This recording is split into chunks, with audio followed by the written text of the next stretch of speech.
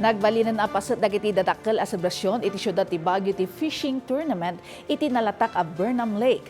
Gapu iti manarimaan a rehabilitasyon na itantan ti aktibidad.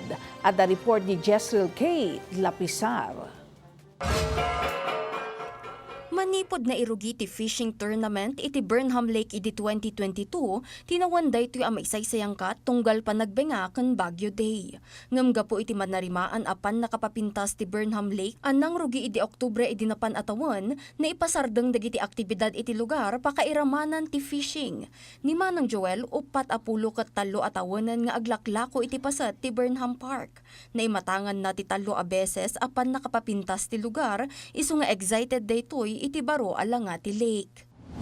Na-excite po ako na gaganda na yung lake.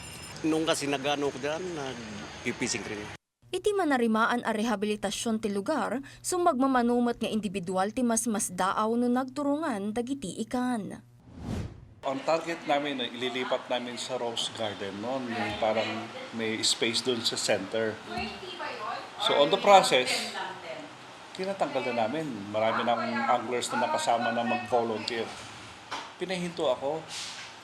Sabi nila, wag mo nang galawin yan kasi ang may responsibility niyan is yung contractor.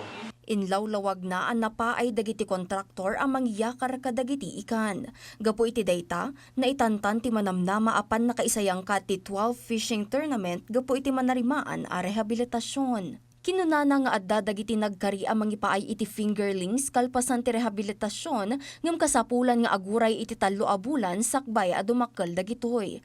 Kabayatan na manamnama ti pan naka-institutionalize ti fishing tournament. Maragsakan met ni Serrano iti daytoy gapu taad-adda a mapapigsakan maallukoy dagiti umili iti daytoy nga aktibidad. This time, it's gonna be more exciting kasi yung area na gagamitin nilang fishing area, wala nang obstruction. Lahat buong kilay, pwede kang mag-fish doon. Antayin nyo dahil darating tayo na naman sa 12 fishing tournament.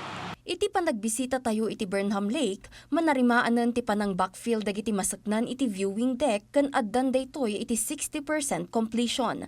Kinunapay ti engineer in charge ang manamnama a mailipas ti phase 1 ti rehabilitasyon ti Burnham Lake inton Abril iti agdama atawan.